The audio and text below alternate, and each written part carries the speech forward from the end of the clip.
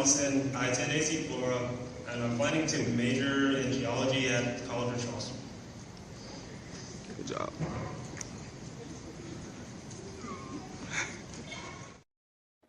At the break of dawn, in the middle of the Arizona desert, a crowd of strangers meet for one purpose.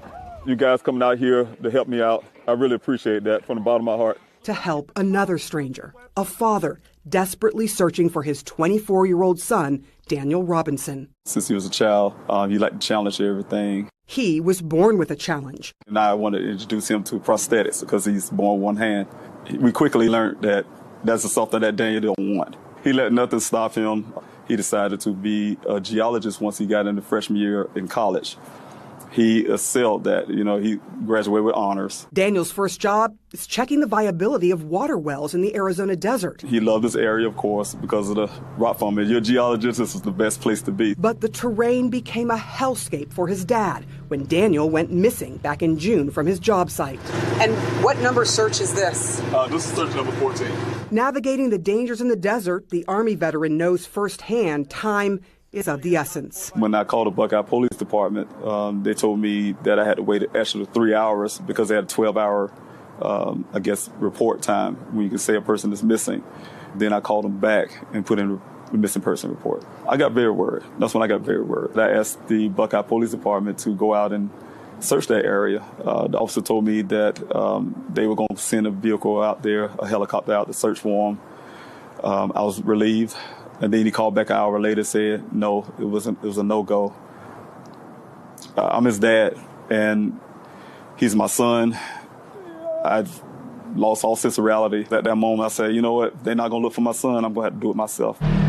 Before he arrived, police did decide to search on foot and with helicopters. This is the last place your son was seen? The last place. What do you think happened, David? I think a lot happened here. I'm very suspicious. But he doesn't know what. A month in, there's a break in the case, and police call Robinson. I got afraid, actually, that it's going to be some bad news. He said, no, we just found his vehicle. Some ranchers found it, and then at that point, we conducted our investigation and additional searches. What was the condition of the car? If it had rolled over, it sounds like it was pretty bad. Yeah, the car was on its side. The sunroof was kicked out at that point, so he might have exited through the sunroof. His wrecked car in a ravine, both airbags deployed, Daniel's cell phone, clothes he was wearing that day, and a case of water all found at the crash site. But not Daniel. People don't just disappear into thin air. True. Does that sort of feel like what's happened to here? Yes. Yeah, it's very, very challenging case. No matter how much the family asks for this to be a criminal investigation, can you make that happen? We can't make up evidence. Absolutely suspicious circumstances related to the case. Frustrated and heartbroken, Robinson hired a private investigator. Where are we going? Down here is where the vehicle was recovered from. Is that the glass from the car? Yes. When you looked at this accident, what are the discrepancies that you noticed right away? I believe it was in more than one collision. What does the data from the black box of the car tell you? That there was 11 additional miles on the vehicle since the airbags came out. What does that tell you? That tells me it was crashed somewhere else. Does that sound suspicious? What explains that?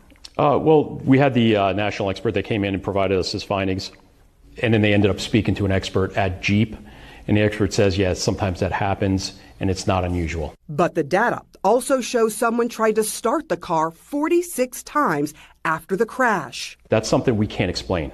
It begs the question, again, the family is saying it's criminal. It's got to be he's in danger. Do something. Right. No, I agree. But we need information. We need evidence. He's got a lot of theories. His words, I think, were, I don't think they cared. What do you say to that? Couldn't be furthest from the truth. Losing hope, Robinson began pleading for media coverage. It literally took 3 months. While Robinson searched for his son, the country became riveted by media coverage of another missing persons case, the case of Gabby Petito. In my situation, people think I love our children less or something, or they're less important. In 2020, more than 543,000 missing persons records were filed. More than 480,000 were cleared.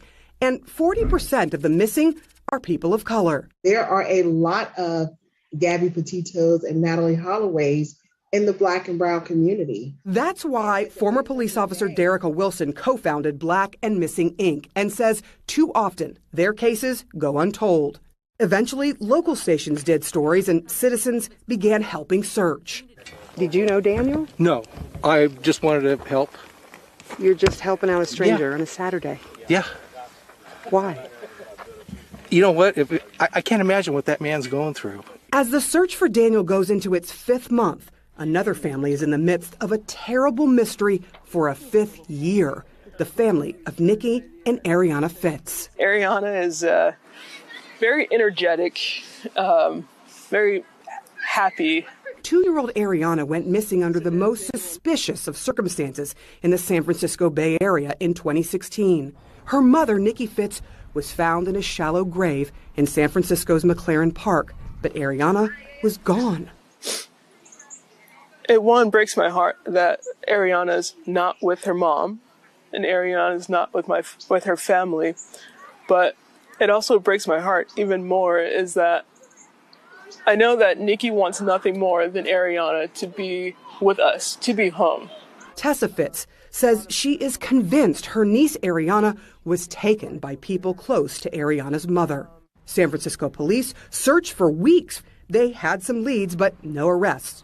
A digitally altered photo was made of what she may look like now. And she's 8 now. I don't want to see this in a picture. I want to see her face in person. Should Ariana Fitz be a household name like JonBenet Ramsey? Absolutely. Why is her case any different from Kaylee Anthony? I can tell you, the color of their skin is the only difference. For 5 desperate years, the family has continued searching using flyers, social media, and Black and Missing Inc. Do you think it has anything to do with color? I try not to put myself in the mindset of the race issue with her media coverage. All I want is for there to be the media coverage for her. I think she deserves that. The Fitz and the Robinsons want only one thing, with hugging their missing children once again. Do you think that Ariana is still alive? I do believe that Ariana is still alive, and it would mean everything to me to know where she is and to find her. I wait for that day every single day. I believe that day will come. How long will you search? Till I find my son. I have to. I mean, he's my responsibility. Sarah Seidner, CNN, Buckeye, Arizona.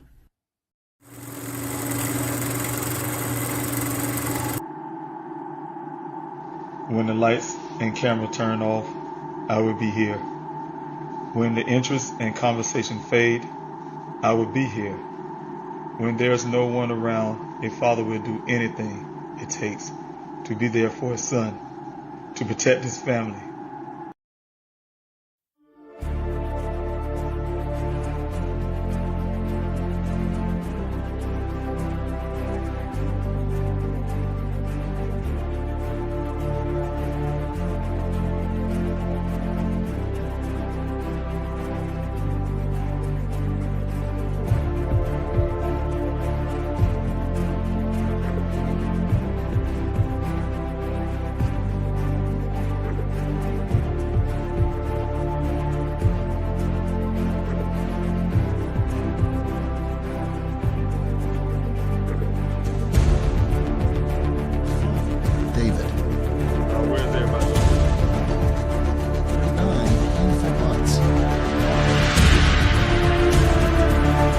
Without these special people behind me, I wouldn't have a search.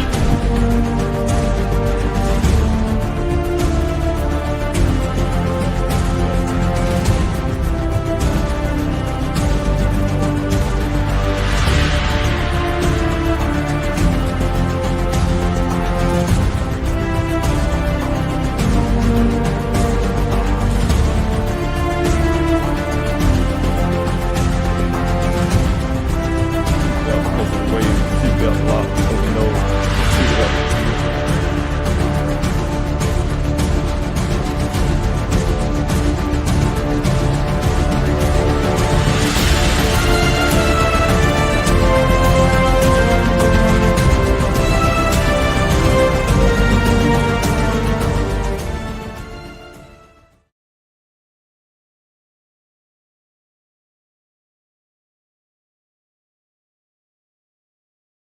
mute.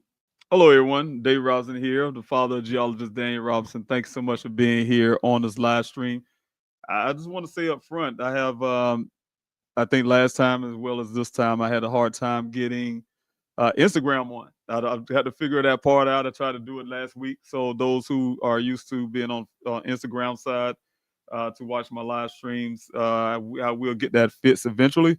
But thank you for everyone who are able to come off the Facebook and also the Twitter, X, and also YouTube. I really appreciate you all for being here with me this evening. I'm not going to be here for long.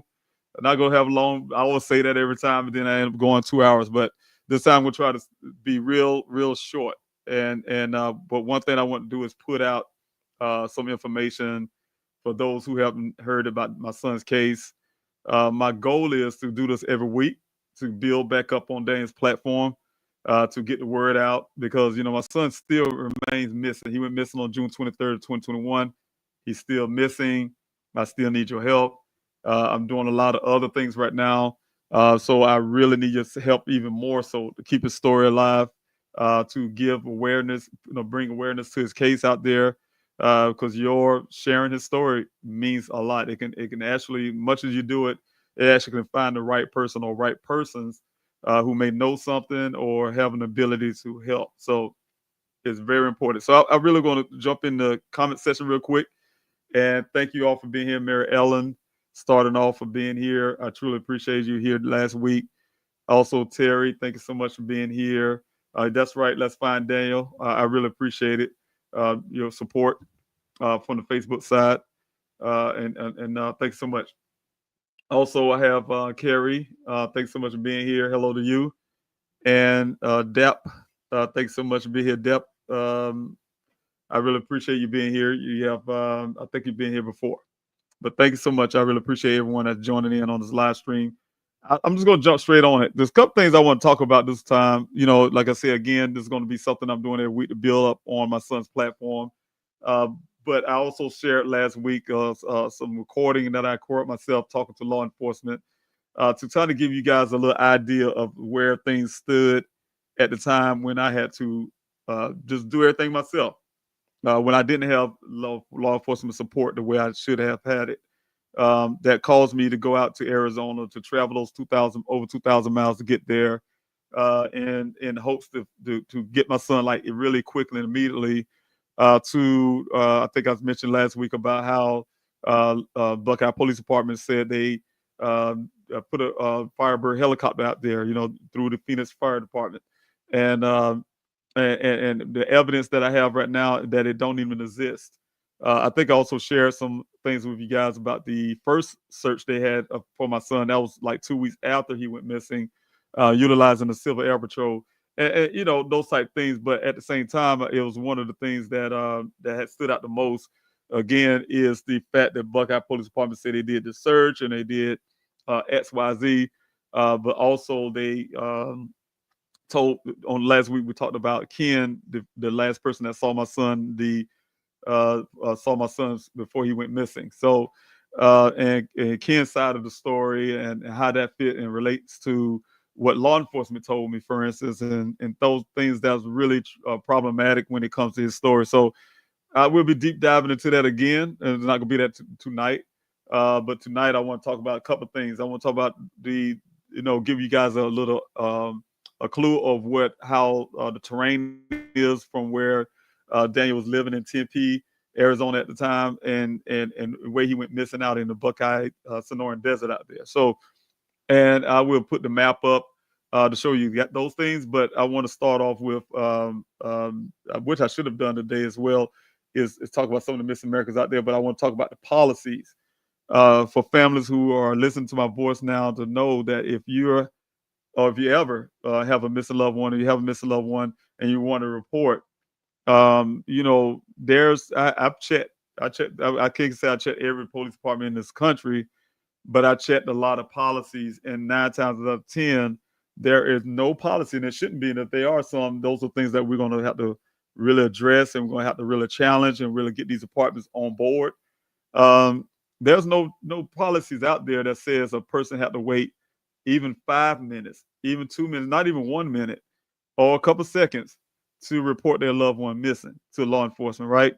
And what we need, what I'm trying to say is we need to get away from assuming that we have to wait a certain level of time. Now I can tell you from experience, it's better if you go and rule things out first. And I don't think any family would do anything different from that. I mean, that's how we know our loved one is missing. Their patterns have been broken. They not in places they normally are at, right? For instance, or they haven't made that phone call, or they didn't make it to a destination, like I said. So it's a lot of indication. Then from that point, we call family members, we call friends, we go to places. We do all this due diligence first. That's just natural. Then we call law enforcement. When we say, hey, no, something's not right. We're sure. We really believe that loved one is missing, and then we go reach out to law enforcement. So it's not law enforcement's job to ever tell a loved one that they have to wait. It's not their job. It's not their job to tell a family they need to do due diligence first. Oh, you need to wait 24 hours and may come back. Or you need to wait 8 hours in my case, and they may come back. That's not law enforcement's job. So to determine that, their job is to take the report and act upon it. So again, I was going to put up this report or this policy real quick from the Buckeye Police Department. I'm going to do it in 2 ways. I'm going to make sure if you guys help me out this evening, let me know if you can see the screen really clearly. If you can't see it really clearly, you can't read these words, let me know, and then I'll put it on a different screen that may make it easier for you to see. So I'm looking at the comment section. You can see this really clear. It's okay for you. Give me some thumbs up, or yes, I can see it, or something to those effects, and I can go from there. And let's see here. Anybody have any issues seeing this document from the Buckeye Police Department? If you do, let me know. If you can see it, just give me a thumbs up, or let me know indication. That's in the chats. I'm asking you guys in the chats. Let me know that you can see this really clear before I go on with it.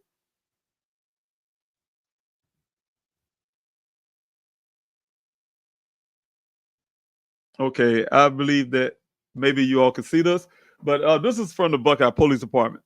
From the Buckeye Police Department, where, like I told you guys, they told me I had to wait 8 hours. I was 2 hours short of the 8 hours at the time. I didn't know the policies. I don't know Buckeye policies and things like that. But hindsight, I know their policies now.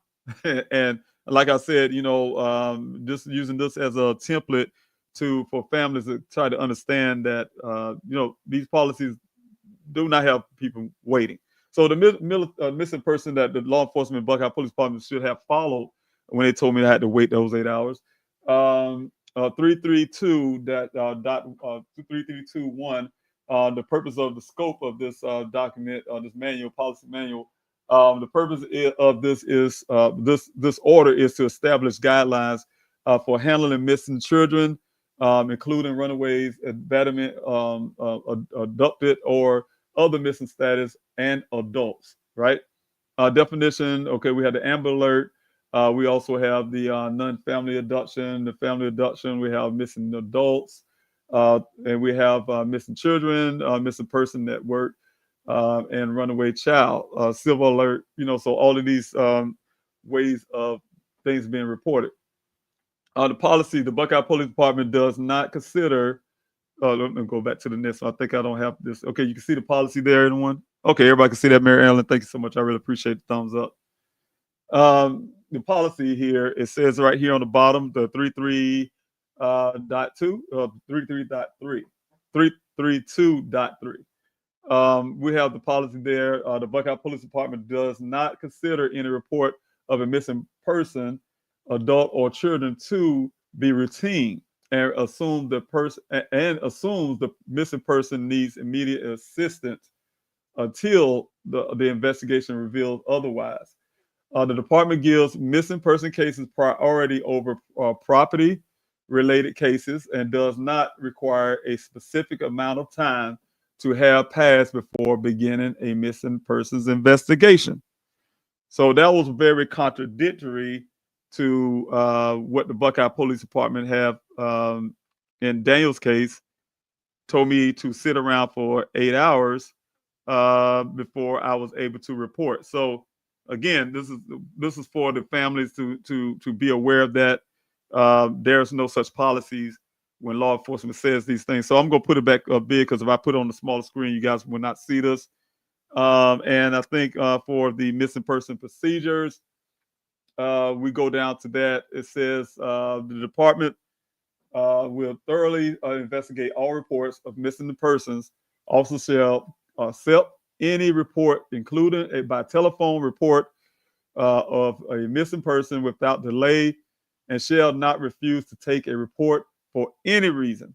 All reports of missing persons must be given full consideration and attention. Let me go to your next page on your screen here, so you guys can get that new attention by members of the department, to include careful recording and investigation of the circumstances surrounding the disappearance. Also, in situation involving a person whose primary resident is in another jurisdiction, the department shall promptly notify and forward the copy of the report to the agencies having jurisdiction over the missing person residence and where the missing person was last seen. And so that's if the person lived in a different city, like Daniel did. He lived in TNP at the time. And I can take it as Buckeye Police Department should have alerted the TNP Police Department, which they haven't.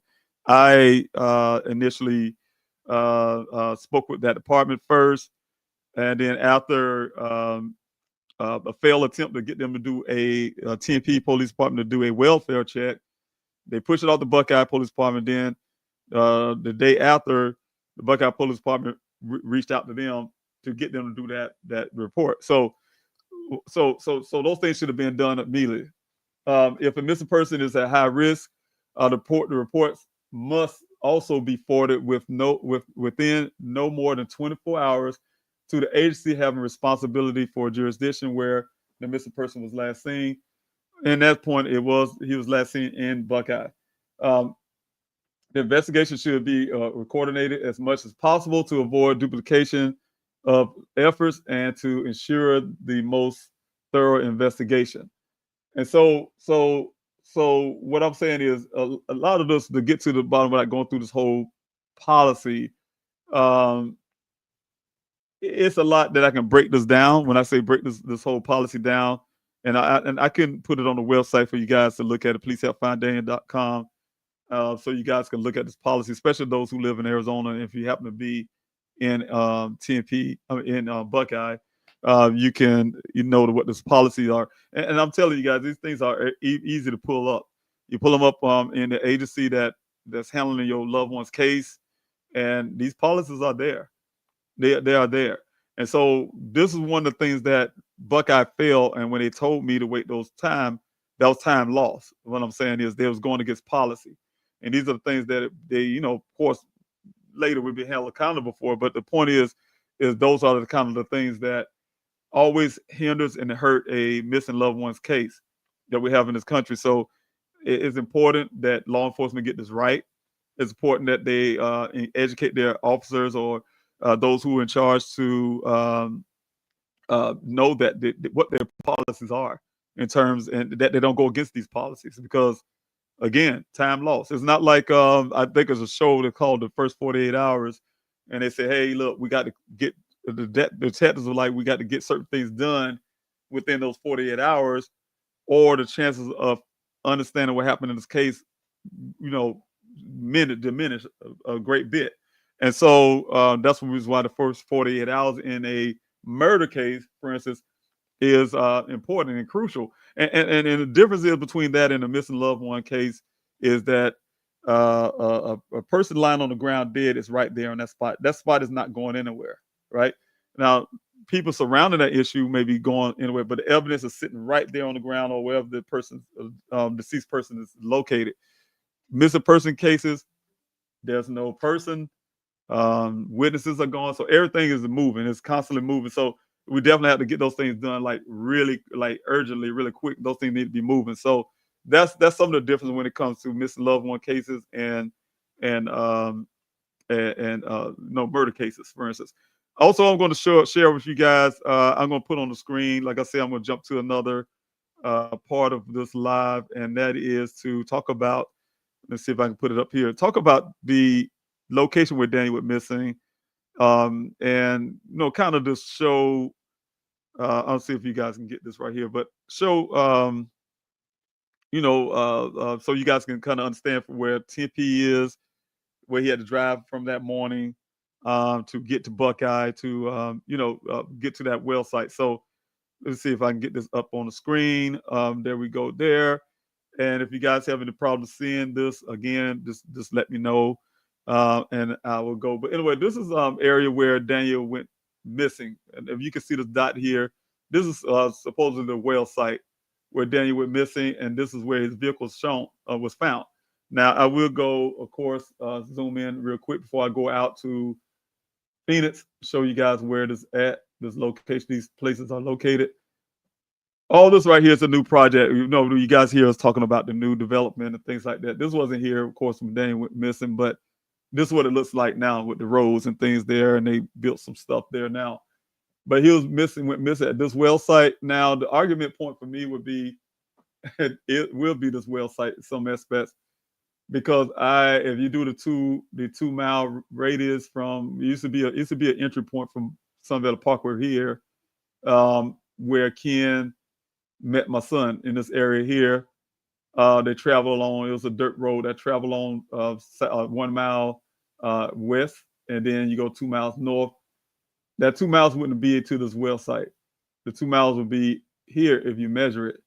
And so it's a well site there too. And that's why I say sometimes I really feel that they misled me, saying that the well site was here. And this well site is a lot different now because they built over it now. And this one right here. And you guys probably remember I had at that well site, I had a issue that it took me a while to get law enforcement to actually go there. I had to get someone to accompany myself to go in and go into this well. The Buckeye Police Department, it took me hell with them to get them to go out on a weekday and go in it themselves. But when they did it, they utilized the thing called Maricopa County Posse guys, right? And they took a non-submergible camera into this well, and that camera barely touched the surface of water, and they was freaking out about the camera getting wet. They wanted me to accept that. They put a camera down in this well because they wanted to make sure Daniel wasn't put down in that well because it's wide enough for a person to be thrown in there. And I didn't know how many feet it was, but that hindsight, that when I went in, that well is like 1,000 feet deep, and so, or close to it. And so they touched the surface of the water, and they made it all the way down to the surface of the water, and then they pull their camera back out and say, nothing to see here, nothing, Dane's not there, basically, right?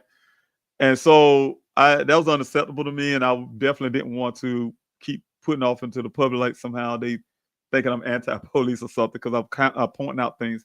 So I gave them a little praise about them going out to do that.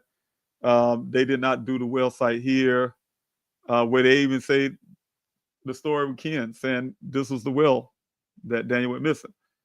They didn't even check that well, but they checked this one, like I say, touched the surface. I didn't like what happened, so I got my own company in there to actually use submersible cameras, go down as well.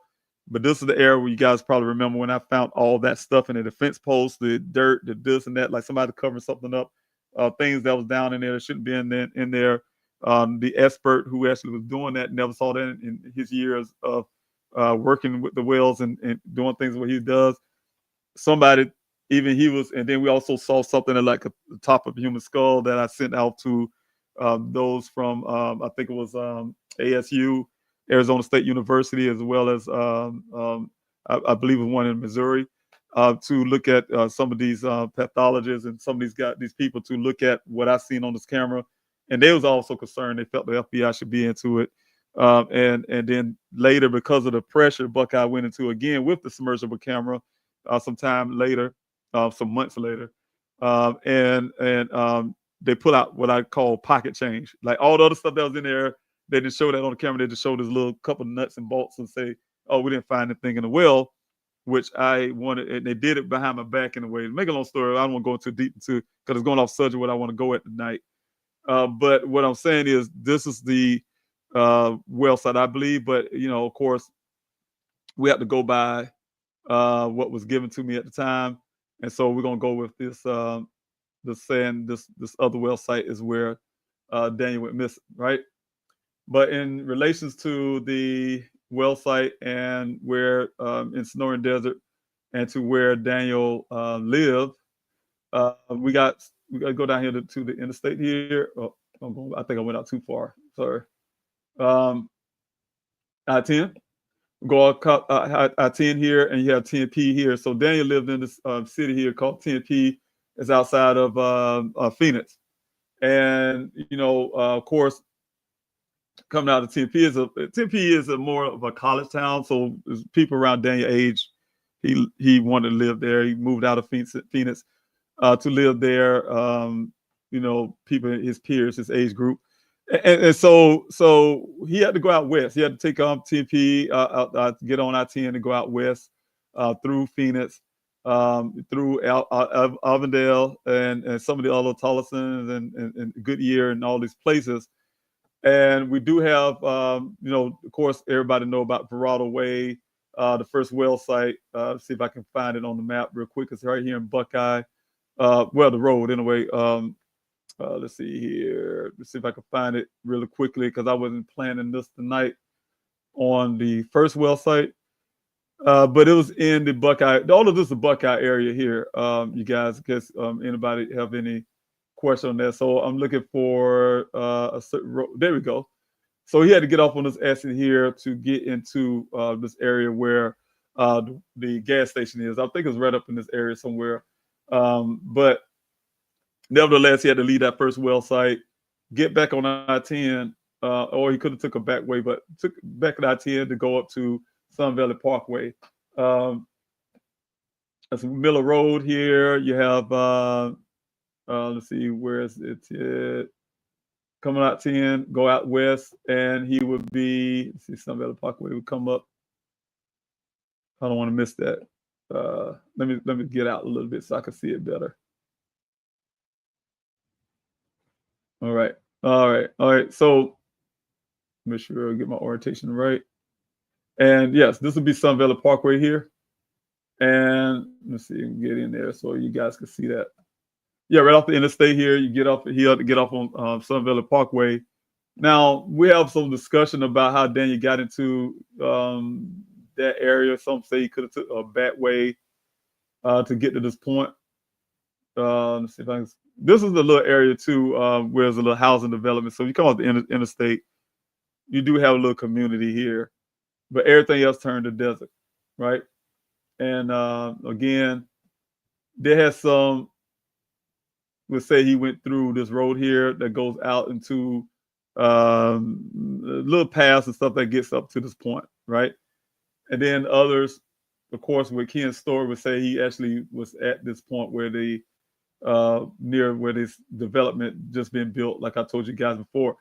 So from there, the story is that Daniel traveled. Let's see if I can get even closer again. He traveled south on his well site, right? He came out of the well site, like I told you guys on the video. He had to drive this short little distance, so Ken had to be standing here and see Daniel. He probably couldn't see Daniel once he get past a certain point here, but once he got down to this road that they came in on, I wouldn't like to call them road because they really just dirt trails. And he going down the dirt trail here. Of course, it don't look like this back then, but the dirt trail goes right down south. And then if you remember what I told you, how the T-junction was here, you came off Sun Valley Parkway, it was going straight down here, and it would meet this road here. So they kind of came, it's at T-junction. They call it T-junction because when it comes down, this little path here, it used to be a path, it goes straight to this point, and then go out towards west. Oh, let's see if I can get this right. Go out past this point, somewhere up in here, it kind of curves back down to connect with this little thing right here that say West Cactus Road here. It connects with this point here. So when it connect, well, actually right here, connect with this point here to get to this area here. So it's like more like a T-junction, to make a long story, from back then when it was a trail. So Daniel had to come straight down this thing south. This trail is south, And then when he got to the T junction, according to them, he had somehow had to get confused that he should have went right, back left, and he would have been back here to Sun Valley Parkway. Then he could have traveled on back here. And of course, like I told you, Daniel don't live in Phoenix, so but Ken said he wanted to go back to Phoenix to rest or something to that effect. But he lived in Tempe. He would have had to come back up here to Sun Valley Parkway and then go back down south to get back to the interstate. But instead, he's saying that his trail tracks that he saw went west. So, like I told you, this road actually, when it curved down in here somewhere, it met with this road here going west. But he had to go west just a little small portion before you see how it curves down. It curves back south. It don't actually keep going out west. It comes out south. He somewhere around this point here, because everything looked different. I can't really negotiate it really well. But right in this point here, let's see if anything right up in here, I could say there was a fence there. It's like a half wood and most metal, but had some wooden structures there with the fence. So Danny would have had to look at the fence and say, wait a minute, I don't remember this metal fence having wood on it. And then he had to actually get out the vehicle and unlock it just to keep going south.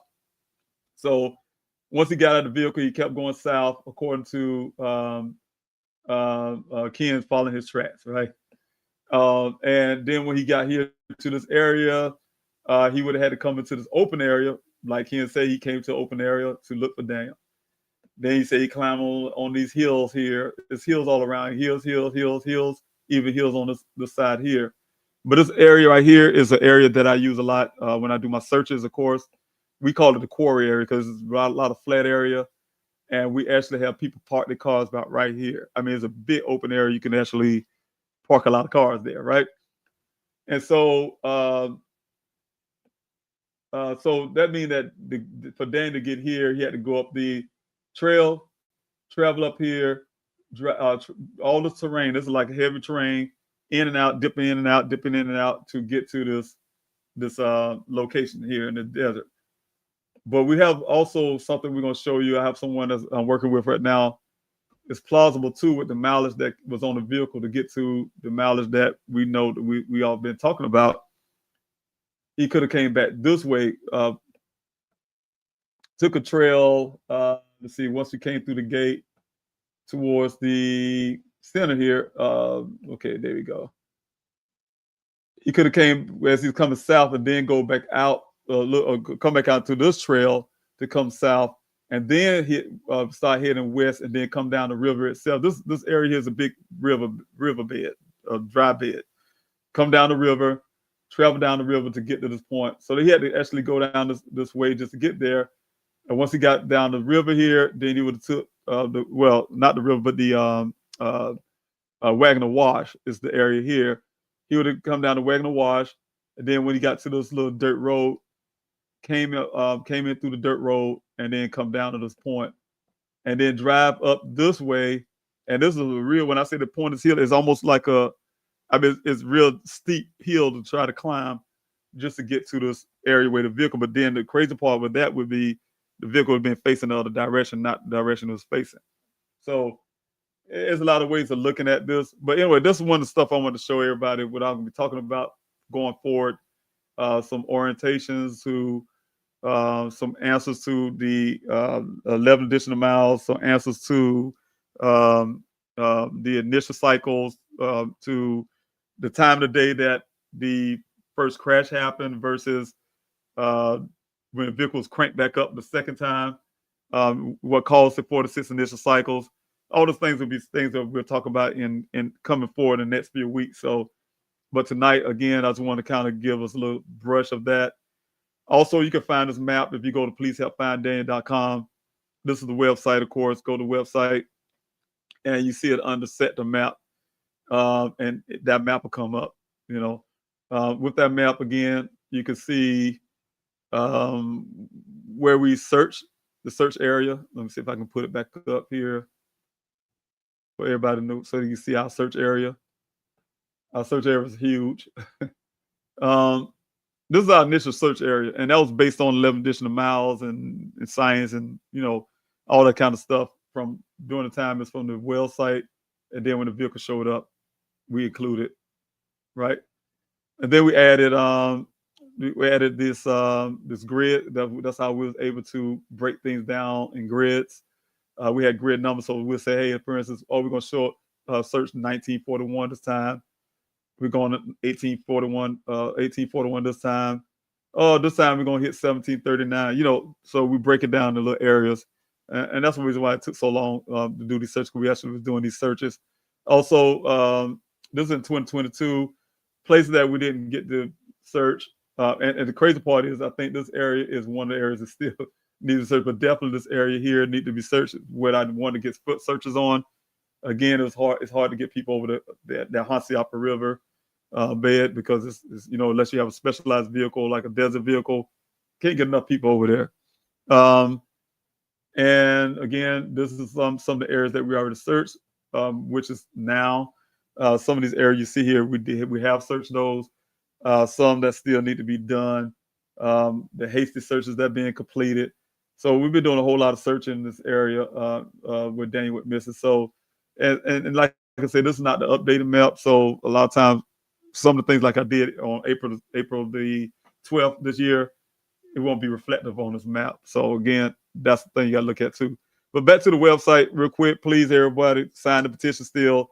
Donation still there. I need your help in every capacity. Request the flyers. You can print out flyers. And also, if you go down on the screen here, the mail-in protest, very important. Again, I talk about this every time, to keep Daniel's story fresh, keep law enforcement working on Daniel's case. Definitely don't want, to give them shade and room to say, look, we just done with Daniel's case. So again, I need you guys' support, trying to build up Daniel's platform back up to make sure that we're not, a lot of people out there don't think, oh, well, his father moved on and we moved on. No, we have not. I haven't moved on. The only thing that happened, like I told you last week, is that I decided to run for Congress because, again, this is part of everything I've been doing from day one. I would never even ran for Congress, most likely, if my son didn't go missing. And the reason why I say that, and I don't want people in South Carolina to feel like somehow that's the only reason why I'm running for Congress. No, that pushed me to run for Congress because, you see Daniel's Law. You see the Daniel Robinson Foundation. All those things came from people like yourself who's been out there supporting me all those weeks in the desert. I have family members out there, have missing loved ones of their own. That inspired me to do something to help as many people as I can along the way. Just the sheer knowledge of how many people go missing every year, the pain that me and my family are going through with my son, that inspired me to do something. I couldn't no longer put my hand in my pockets and have some type of apathy in this, or just my son, that's all I need to care about. It became something bigger, especially when I had to deal with telecommunication companies who refused to do certain things because of policies and this and that, and so that again pushed me to actually act and do something for everyone, right? So it's never been about me. Like I said, the foundation hadn't been about me. It hadn't been just for my family.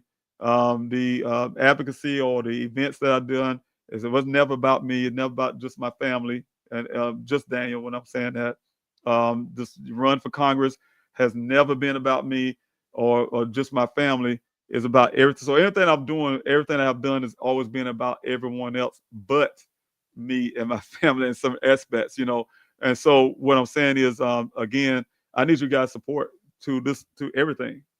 Everything with this, the mail-in protest, very important. Signing the petitions, very important. Getting these flyers out, that's important. Sharing Daniel's story. If you got some tips, push out that tip line number, and I'm going to put that on the bottom of the screen to give people avenue to, you can share the tip line number. Tell them, look, use the tip line number, anything, or tell people about it so they can, if somebody knows something, it's on the flyer. So if you get the flyers out, that information on the flyer. Okay, for those who do know something and listen to me right now, 24 hours, 7 days a week, I pay for this service. It's 24 hours, 7 days a week, live operator, take your call. You can be anonymous if you like. If you don't want to talk to anyone, you can still leave a tip. You can text the word tip to the same number here. Phone come up and you definitely can still leave a tip, and you can remain anonymous. So these are the things you can do to help me out when it comes to all things my son. And I think lastly, I want to share, before I jump off this live stream, I have to share one other thing with you guys, and I want to make sure I can get this up right. We're gonna go through these pictures real quick. Something I want to talk about. Again, my view, and this is gonna be some of the things that we talk about going forward when it comes to my son. So what I want to show here is first, everybody familiarized with this. When I show you the orientation on the map, and I say, you know, if that vehicle would have came from a different direction, came from west instead of east, it would have been facing a different direction. Now, I can tell you this picture here is, these pictures always have been deceiving. They are, this is a 20-foot drop in this ravine, right?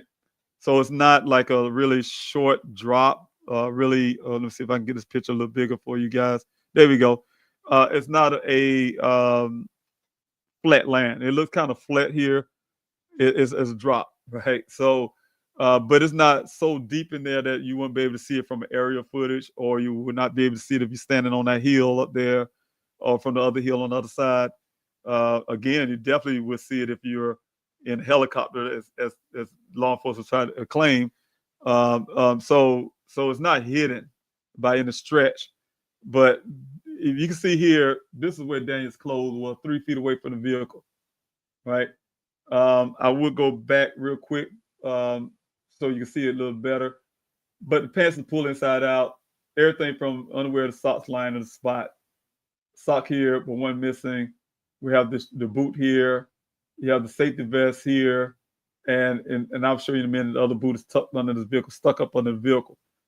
Now, what my investigator said again, a couple things. He believed the vehicle traveled this point up on this ridge, or if it came in from this point. When I say travel, meaning that, in my opinion, and in his opinion, or from his investigation, from the evidence of the investigation, the vehicle staged here, right? It was put there, but it came from this direction. So when it came down this hill, it came down on the direction and it missed the stump here. This is a cactus that, when I talked to the rancher, he says it was in the desert. He's a desert guy. When it's like that, it most likely got struck by lightning. It probably was on fire at one point. And so I don't know if y'all know those cactus that you see on TV. I don't know the name of them, but they kind of look like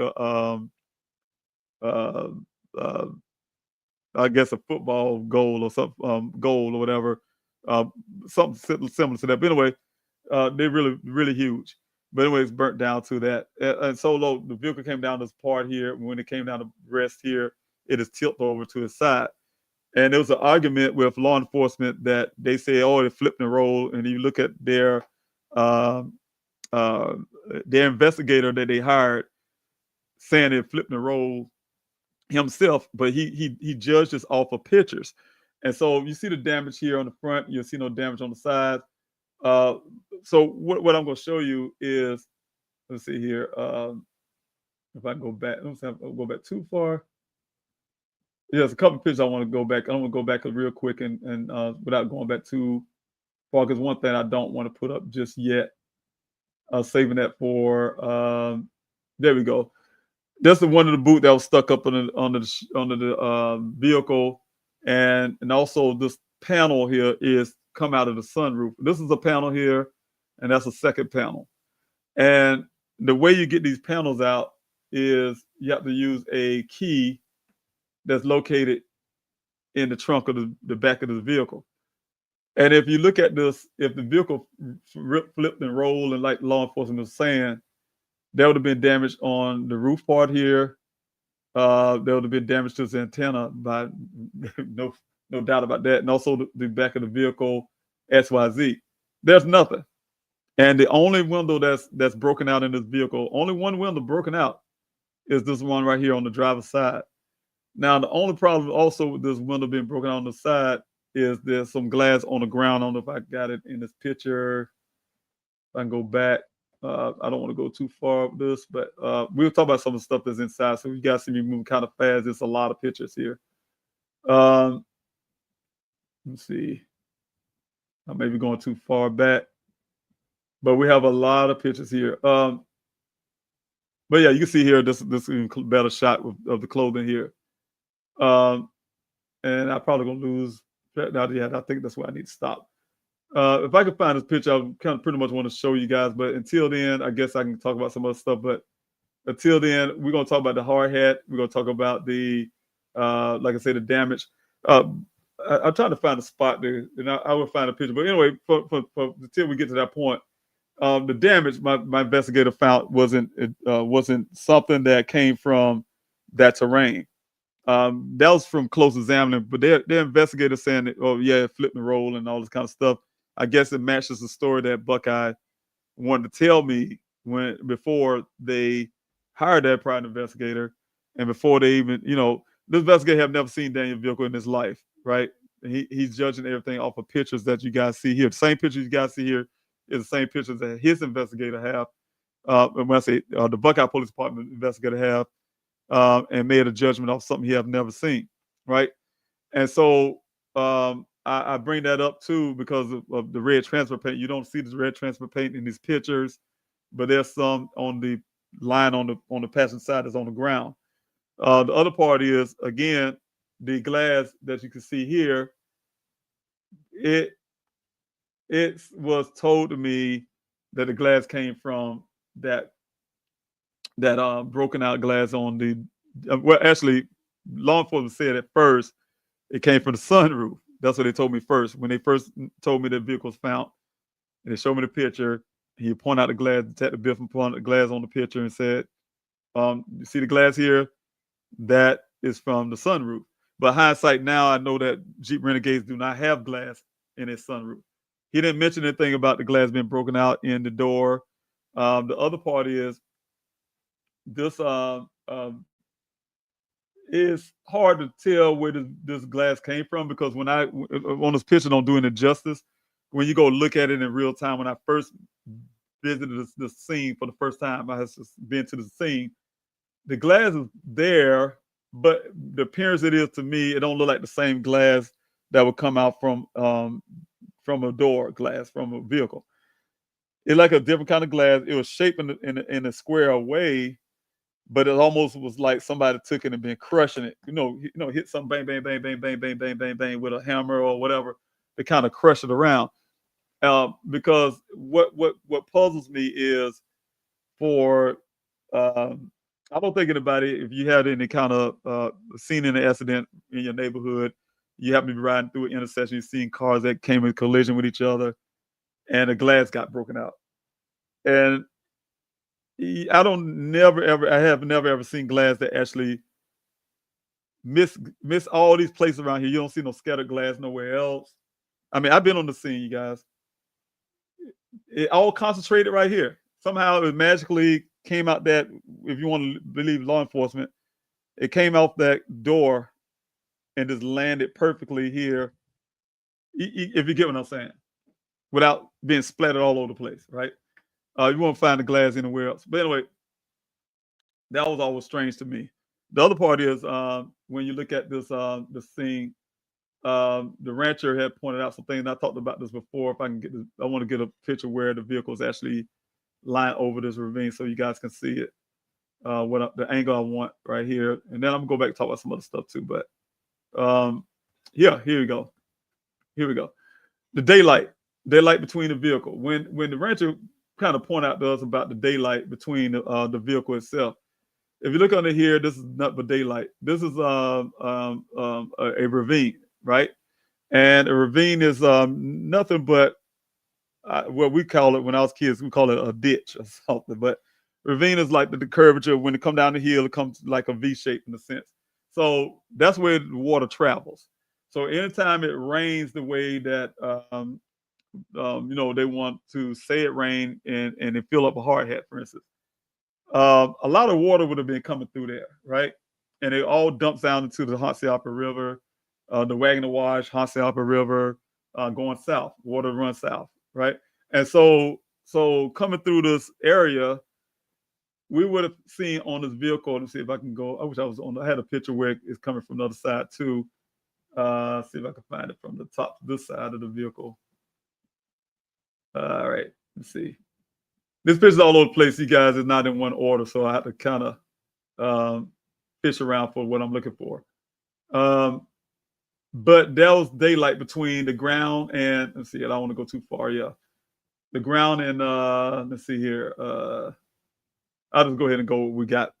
It's some more picture. I have it somewhere else. And it's not probably not in the stack, but there's daylight between the ground and you know, if you can see here, the ground and the ravine itself. So water would have came through here, and there have never been a time where water didn't carry things, right? These creosote trees, the bushes or whatever, they kind of break off the little limbs and stuff. And I know y'all heard of tumbleweed and things like that in the desert. It's almost like that. It kind of formed these things. And so when water go through it, it'll try to go through this down this ravine. And I can tell you, with this vegetation that's sitting there, it would have been like a strainer, right? It would have strained the water. The water would have been flowing through there, but whatever's floating around in that water, it'll get stopped right there at this point. So the kind of rain they're claiming was happening, there's no rings here where no debris pressed up against the vehicle, where the water was actually being strained and stopped, right? And start collecting things. The other part that puzzled to me, and I'm telling you the way my mind works, you guys, is to me, I always look at common sense and science, right? I'm a science guy. That's all we are in my family. So one thing about this little sun visor, I think that's the thing you put in your window to keep the sun off your, and it'll sit here on the ground, water flowing through here, but it managed to be able to stay there, right? That's another indication for me. Again, let's see if I can go a different direction. Buckeye Police Department says that, let's see where I'm going before I go. Oh yeah, this is a better angle. You can see the glass. Like I said, you guys, again, with this glass, it's hard to believe that somehow the glass came from here and stayed right here in this one little spot, right? Without getting thrown around all over the place. And they want to say the vehicles, somehow this area was right here, I guess, I'm assuming. That's what they're trying to say, and then end up right there without damaging this roof, right? Without damaging the sides, you know, that type of deal, except for this side of the vehicle, of course, is lying on the ground. Somehow that happened. So the sciences don't add up. But like I said, again, here's the daylight. You don't see nothing getting caught up under there, coming from the other direction, just coming towards us south, that clouds up that area. So that was some of the things that stood out to me when I started examining these pictures myself. But the great part is, unlike their investigator, my investigator, he dealt with his vehicle, and physically touch the vehicle, physically measure things, whatever they do, physically look at the glass. Let me see if I can get the glass. I wish I could zoom in on this. Look at the impressions on the glass. The impression on this glass here, from my investigator standpoint, came from something object being used to hit that, right? And also on the side here as well. And so those are, he said impacts, because they go inward and on both sides. One here, one there. It's two impressions. One is kind of close up to the top here. The other part is, in that investigation, as you can tell, all the airbags deployed. You got the airbag deployed here. Of course, that's the steering wheel airbag, but this is a passenger side airbag. That's a rear airbag in the back, and then you can't see it except when you go inside. All the airbags deployed, right? And those airbag deployment usually are because someone is sitting in those seats, right? So that's some things that I want to consider that too. Let's see what else I'm missing for you guys. Let's see if I can get this back, and we can talk about one more thing, and then I'm jumping off here. Oh yeah, and the last thing was that the rancher pointed out a few things, and he's fourth generation cattle rancher in this area. How clean the vehicle is, right? The Buckeye Police Department says it's been out here for 30 days, And he pointed out that he see a lot of things out in the desert for a day, like one day. And this vehicle is too clean for him. There's no dust on the glass. This not dirty. No 30. This 30 days is this is like this picture here is almost 1 day clean, right? 30 days would have been covered with dirt. He says cattle would have came to the vehicle because the dirt is like salt, and they'd have been licking the vehicle. They would have been digging in it because there's some cases of water in there. It is a lot, right? A lot to go along with this. Again, and then the glass here, when it's broken out on the vehicle, there's not much glass, of course, inside the vehicle itself, right? So it's a lot to show with the scene. But the whole bottom line, I said again, guys, if this was a police cruiser lying on the side, the officer clothes are sitting up here in this top up here. His work boots was tucked under the vehicle. I mean, everything on this officer's body was taken off. His radio still in the car. His phone was still in the car. But he's nowhere to be found. There's nobody on God's green earth would tell me this wouldn't have been a crime scene for that officer, right? And I have been arguing from day one to treat it as such because of the information that was found about the vehicle that my investigator gave to them. And instead of them embracing it and working with that, they took it and said, no, we're going to hire a private investigator to dispute what you're saying, try to dispute everything. The 11 additional miles to try to dispute the initial cycles they wish they can dispute, and some of the other things. So, but this is what we have here when it comes in terms of the vehicle. So I'm not gonna go too far any further, but I'm looking at the chat session real quick. Make sure you guys didn't have any questions, but I'm gonna jump off real quick because it's been an hour now. I didn't want to be on too long, but I'm gonna do this every week, you guys. And what I'm going to do again is going to have the content and talk about things like this, but I'm having a certain order so we can continue to go on with Dan's case.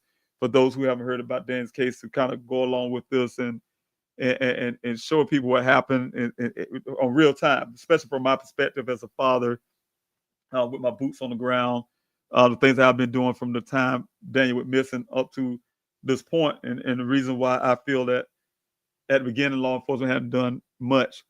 And to give you evidence of that, first of all. And then the other thing is to kind of dismiss some of the things they put in their report and show you guys when there's critics out there that will say Buckeye did such a great job, and I can then release some stuff to the public to show them why I say they haven't done such a great job, so people can really fully understand that. And it's like I said before in the last live I had, I keep receipts. And that's, I tell every family to do the same thing. Just keep receipts of everything you can. Receipts mean that write down everything. I mean, literally, you're talking to law enforcement, write down their name, what they said, have witnesses. So those things will come back to help. Always constantly get a FOIA request. Freedom of Information Act is something that we all can get information for whatever we can get from law enforcement. We get that. And keep those things, the police reports, whatever you can get. And also, like I said, this is a timeline. There's somebody with level head because it's hard. It's hard to do all of this when you're emotional, but we got to get it done. All right, so I think I'm going to stop here on this live stream. Again, I'm going on the chats and looking at you guys, see if anybody had any type of questions or something they want to say. And from there, I would be going. And hello to you, Savannah. I just want to put you up there. I really appreciate you being here. Hello to you, and thank you so much. So can we still send the mail-in protest to Buckeye from Canada? Yes, I would say so, yes. You sure can. No problem with that. Definitely get some friends and family to do it as well. Because, Dan's case is not just a issue that people just in the United States is concerned about. Have a friend of mine. She was in the Netherlands at one point. She's in Switzerland now, fighting for Daniel's case and helping out as much as she could. There was people in Russia. There was people in Africa, different parts of Africa. Had people in, this everywhere. The UK, You know, so Daniel's story has been in a lot of places. And I'm telling you the crazy part of that though, and reason why I tell people all the time when it comes to flyers, they say, why you still sending flyers out? Because more people get aware about Daniel's case, the better things are for me finding him after all this time. I have people, like I say, in the UK that know about right here, you too, Savannah, in a sense, know about Daniel's case. And I go in Buckeye, right? I was at there April 10th, 12th, around that time, and I talked to some people in Arizona and never heard about Daniel's case, and they live in Arizona. I've been in Buckeye and talked to people, and they haven't heard of Daniel's case, and they're in Buckeye. So it's a lot of people in this country, there's a lot of people in the world, but to get the answers, of course, we need people here in the country to be aware about what's happening in Daniel's case, to know that he's missing, to help me out to get the information out, and some the more eyes we have out there, the more chances we can find something. So, you know, yeah, it's amazing. They have people, like I said, in the state there don't know about Daniel's case, but then, you know, elsewhere here in South Carolina, Daniel's born and raised, native here, family native here. A lot of people here in South Carolina just don't know about Daniel's case. They don't know about the 50 weeks of desert searches I have done out there. They don't know about the human remains that we found to bring close for families, and the discrepancy and the fight against law enforcement. We want to bring it down to 2, but they don't know about that. They don't know about the that I solved a case for the Maricopa County Sheriff's Office, right? They don't know about a lot of your cases. They just don't know a lot about this whole thing about Daniel. And I found that out, especially with running for Congress. I found out a lot of people just don't know about the grassroots part of this movement when it comes to looking for Daniel. So again, I'm telling you guys, I'm doing this again to try to make sure that I rebuild our grassroots movement. That's not only going to help me find Daniel, but still continue to do work to help other families out there, bring awareness. Again, I want to be able to have families back on this live streams, you know, those type things. And it's always going to be on Friday. Again, I designate Friday for all things Daniel, meaning that whether it's a Daniel Robinson Foundation, something for that, rather some event that I'm going to be talking about, Daniel, or bringing families, like I said, to talk about stories or have some type of event, some kind of like a visual. That's probably going, you know, coming up the 23rd will be another month. And sometimes I do the fast and prayer, for instance. Whatever it is, it's going to be on Fridays. I'm trying to make sure that's on the Friday. So I just need you guys' support.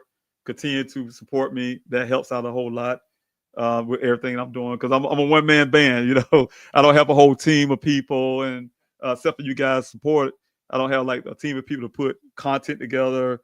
Well, I'm building that now. That's why I have the meetings on Fridays. But I don't have the bigger team, you know, of people doing a whole bunch of stuff.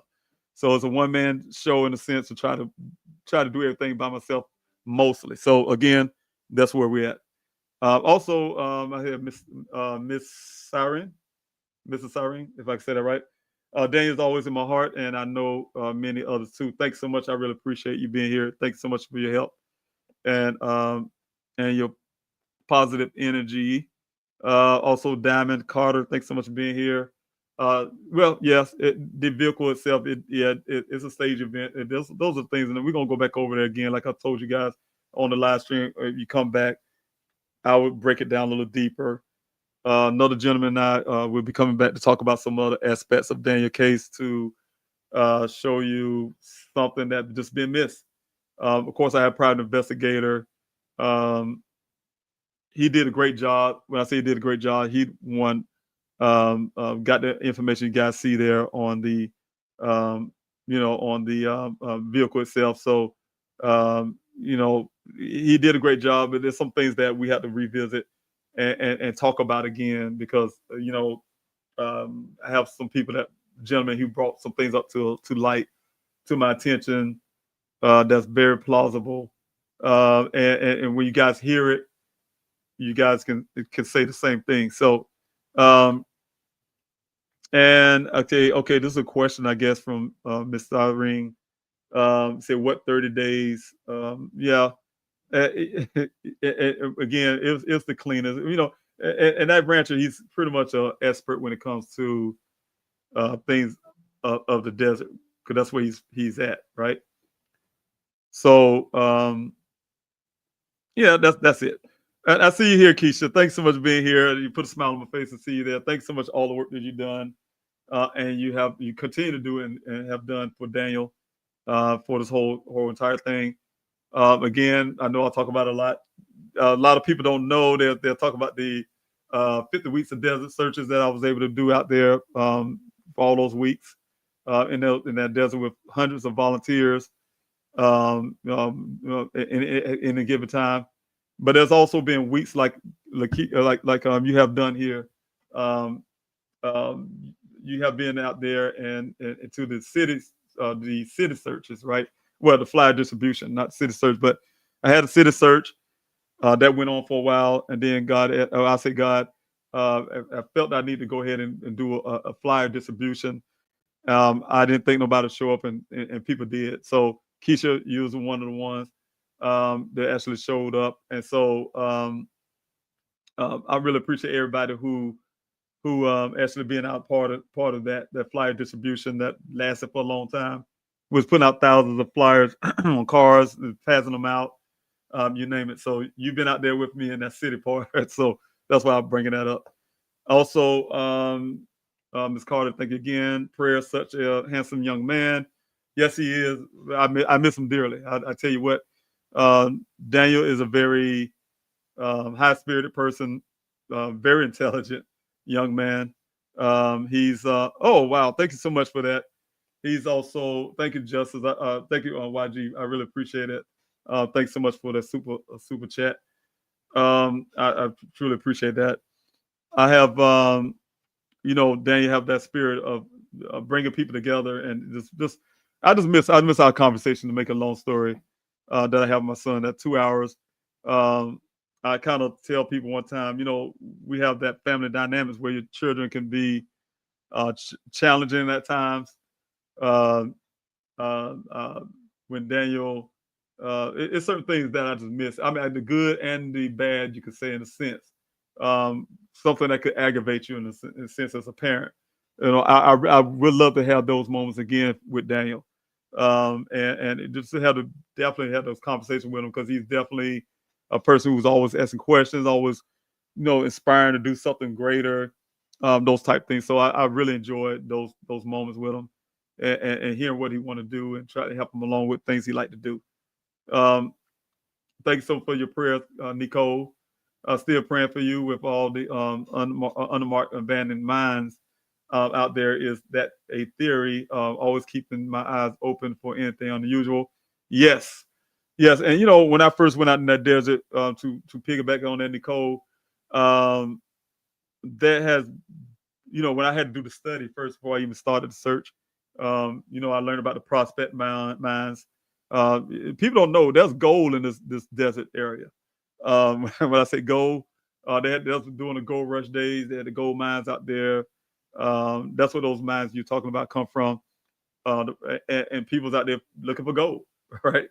And there's gold out there, but I think it's not enough that you're gonna find anything significant, so people don't do it no more. But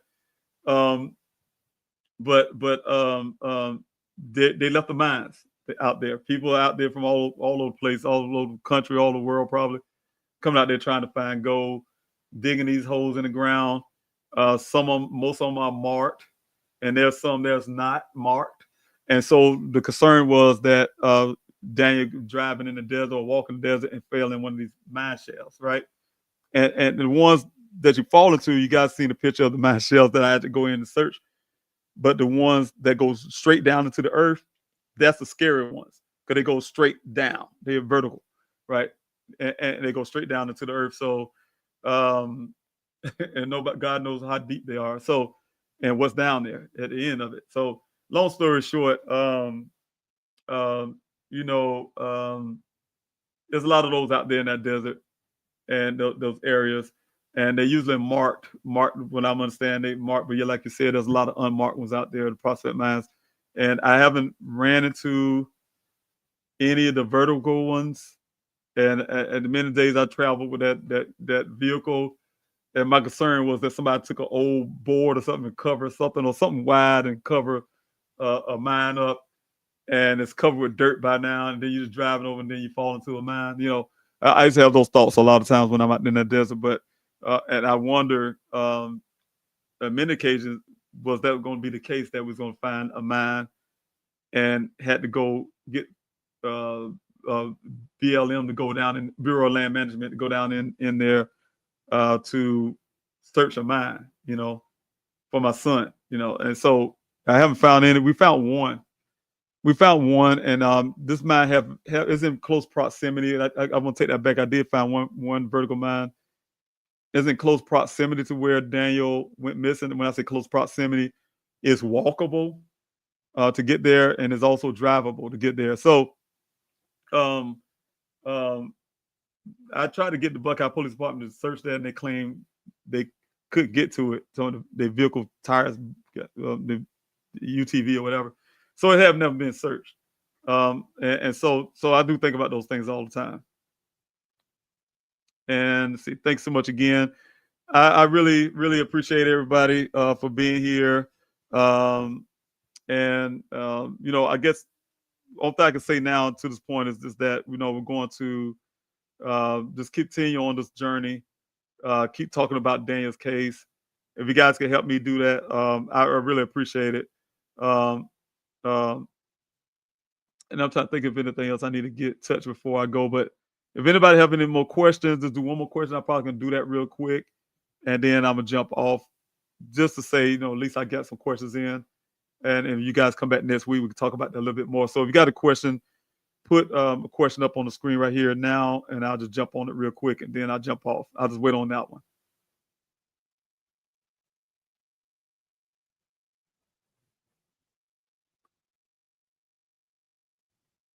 Oh, thank you so much, Mary Ellen.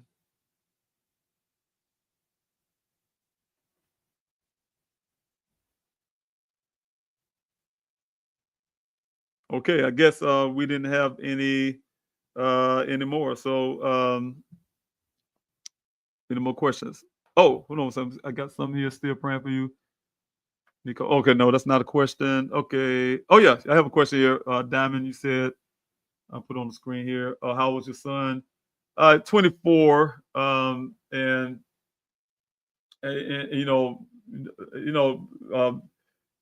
it is hard. But anyway, yes, he was 24 at the time, and so it's been going on 5 years in June, so June 23rd. So it'll be a birthday coming up for him in January. So you probably see me do something for that, and we'll talk about those. But yes, thanks so much for your question. Any local rumors? Well, I hear a lot of rumors. I hear a lot of rumors out there, of course. A lot of things that take consideration. I can't say from my experience, people say, people, for example, I'm using an example. When I'm out there in the desert a lot with volunteers, we ran into people who do a lot of target practicing and things like that. So people out there use a lot of, desert people out there target practice, right? And Arizona being a gun state in a sense, open carry and all that. People like to go out in the desert and do that. But one thing that kind of stuck up to me is one area. One was east towards towards the White Tank Mountains, and then there was one area north of where Daniel went missing from the well site. And those areas that we didn't attempt to go to, because even law enforcement, from what I'm hearing, won't even go to, because the people in that little spot are so bad. Law enforcement don't mess with them, right? And I as a father, I'll be honest with, just like when law enforcement, Buckeye told me not to go up on Pride Rock. Well, we call it Pride Rock now, but it wasn't called at the time. They didn't call it that. Because a mountain lion lived there. A mountain lion lived there, and a mountain lion is up there. As soon as they said that, I told the team that I was with at the time, my desert team, that's where I'm going, because this mountain lion somehow grabbed my son, according to what Buckeye said, some wild animal got him. I'm going to find out, right? So I'll be honest with you guys. I have my AR and I have my sidearms, and I took, we went up there to make a long story. Went up there on that mountain, and we searched it. They claim it was a mountain lion den up there, and I didn't know lions really have dens, but anyway, we searched the area and we didn't find anything by foot, right? But of course, we need more people to do so. But what I had at the time is what I can go with. But anyway, go back to the question. The rumors were that those people are so bad that you just don't mess with them, and I kind of believe law enforcement on that. Or not just law enforcement. I believe the locals there. It wasn't law enforcement that told me that. It was the locals. Is the fact that when we're out there, I know what a 50 cal sound like because I utilize 50 cals when I'm a gunner for my unit when I was in the Army, and these guys utilize a big old 50 cal. They use a 50 cal. I know the sound, and so I wonder who would use a weapon like that out in the desert. So as I got closer to this community that claimed not to go to, because I was going towards it, and I hear that big gun, that made me turn around. And so, of course, yeah, that's what I used to hear. I heard about a lot of other rumors about whether it's aliens to you name it out there in that desert. So, yeah, there's all kind of rumors out there. If that's the question, if that's what you were asking. I also have a question here. Does the glass on the ground match the window glass? I don't know. My investigator says no. Well, did he say no? I can't remember, but I think he said no, if I remember correctly. I don't want to put the words in his mouth, but I know he said he don't believe it came from that glass, didn't come from that glass. So yes, I can't say that part because he did tell me that part, but if it was from there, how did it get there in that one spot? But the thing is, the glass matching, it was hard for me to know personally because, like I said, I haven't seen the vehicle but twice. I've seen the vehicle once. My investigator showed it to me when I went to the facility at the time where it's located. You go in the door, they put it in this little square box. I probably was a good 30 feet away from it or so. I can see it from a distance. So I never seen a vehicle close up except for one time was with Detective Biffin, which I was 3 feet away from the vehicle, up to the door of the vehicle when he pulled the airbags and for some reason trying to get me to open the door and go inside the vehicle. The only time I got close to it, so to actually see the glass and see if it matches the glass on the ground, no, I don't have nothing to say. I ain't gonna say it's not, but to me, it's hard to say a glass will come out of that window and the little glass you see on the ground versus how much glass that window should have, and then the amount of glass that's inside the vehicle, it don't make sense because little to no glass inside the vehicle either. Just little crumbles here and there. But other than that, it's really hard to say. We're the only tracks in the ravine, the ones from the Jeep entering it, and I to be honest with you, it was hard to even tell with this vehicle's tracks how it got down in that ravine, because we did see another, I won't say another set of tracks, but we see something that would appear to be a side track that wasn't going. Let me see if I can find that picture real quick. That wasn't in the same trail line. Okay, yeah, this would be an even better picture here too. But to go down in that ravine, we had to go look at the angle for this vehicle. It didn't go from this side here, but it had to come at this angle here, right? And so we started looking at the brush and see if anything was torn down, which we didn't find those, but I wish I had a better picture. It was a picture where we could see a track that comes across, but then at the same time, there's one that goes straight down. So the one that goes straight down is what we think was the vehicle. But then there's one that come at an angle, but it didn't go all the way down. It's another thing we look at. But if you look real close over here too, from this side of the ravine, and I don't know if it's law enforcement, but if you look at here, we can say, hey, look, this is a track of another vehicle coming down that way too. So I don't know. Just when I was on the scene there, I seen some tracks, but I don't know if it's from law enforcement when they came to pull that vehicle out there? Was it from, because when they pull it out, I know they pull it out from this side because we do see the dig in the ground. If I have better picture, you can see where it actually dig down into the ground. I guess the tow truck or whatever they did use to pull it out of there, that type of deal. But other than that, I'm not sure. All right, see you there, Keisha. Yes, that was okay. Thank you. Yes, that is what I was hitting on. Okay, thanks so much. All right.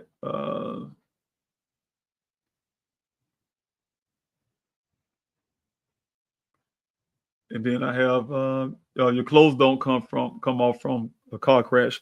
Well, Diamond, what law enforcement said is, and I'm gonna tell you the story they told me was first of all, law enforcement, like I told you last week, here I am, a father, started my searches. I think I was well into I want to say probably like the 8th search, probably.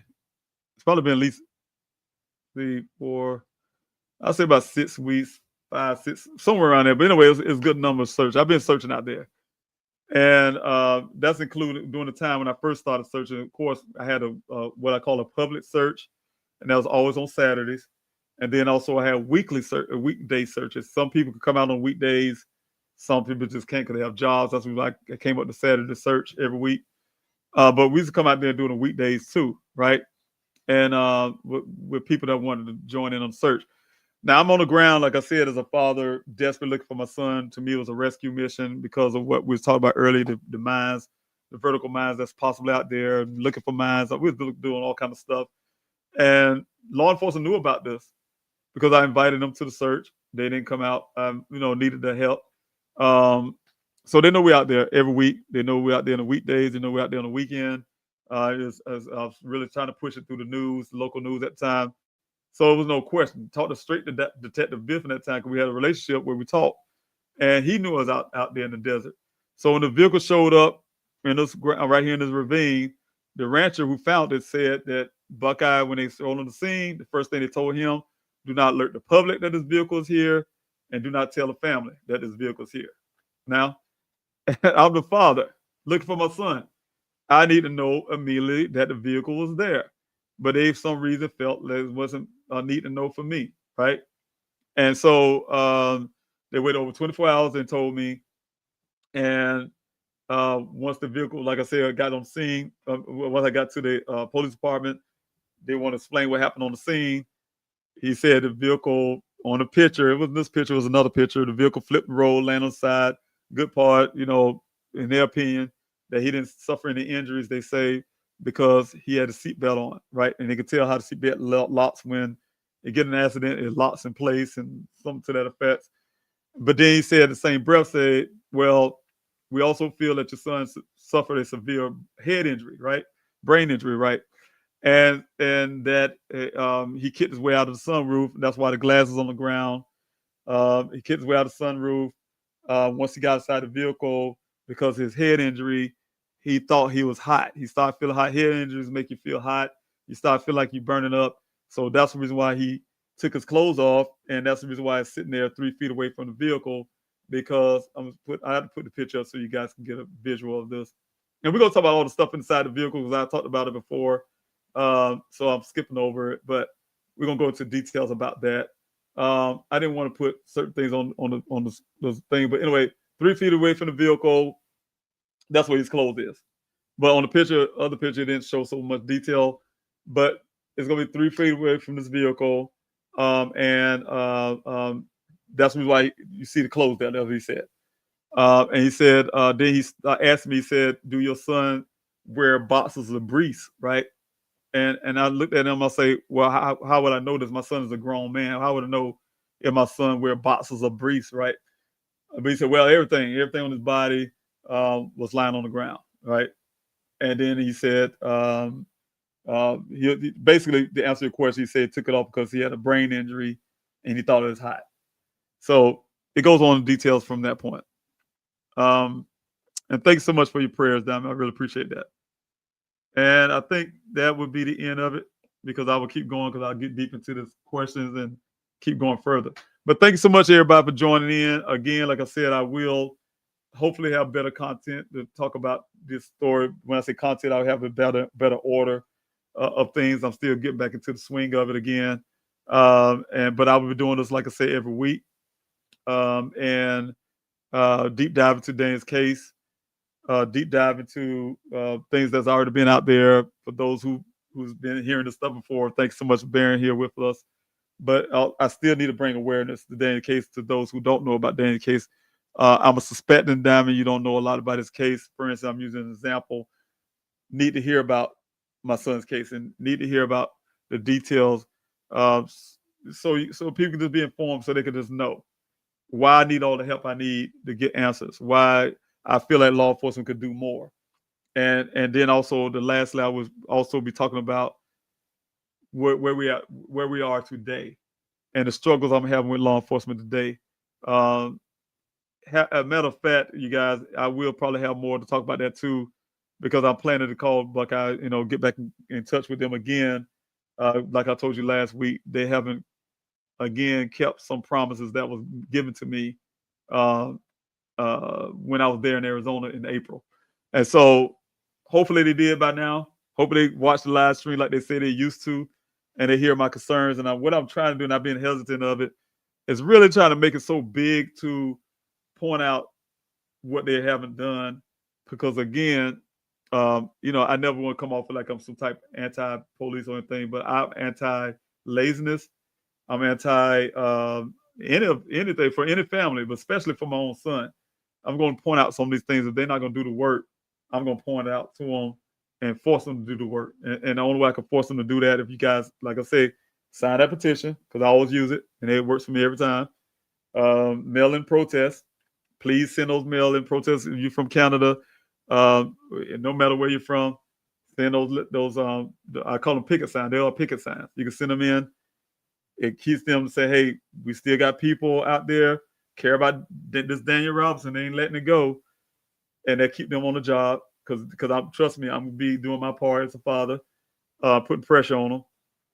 And also that flyers. Get those flyers out there. You can, I tell you guys, it's very expensive.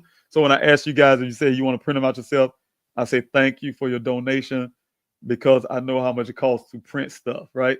So if you're doing it that way, thank you so much. But if you don't want to do that way, please request these flyers, and we'll get them out there to you. And because I definitely still need those flyers flowing out there. Like I said, I'm almost a one-man show, and it's hard for me to try to run for Congress, try to work on a foundation, what I was working on, but I can talk about that some other time, and also do everything else I'm doing simultaneously, right? And it's a lot. So trying to stay on juggle all of that at one time is very difficult.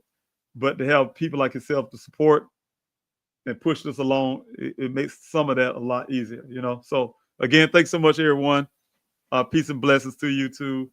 And I guess we'll see you next week at 8:30 p.m. Eastern Time. That's 5:30 if you're out in West Coast, I believe. Is it 2 hours or 3 hours now? But if you're in Arizona, I know it's 2 hours. You're 2 hours behind now. So it'd be 6:30 for you. And so I think California should be like 5:30 p.m. and Arizona at 6:30 p.m. and then here in South Carolina, it's 8 on the East Coast. It'd be 8:30 p.m. So, all right, see y'all then. Thanks so much again. God bless you. Take care of yourselves.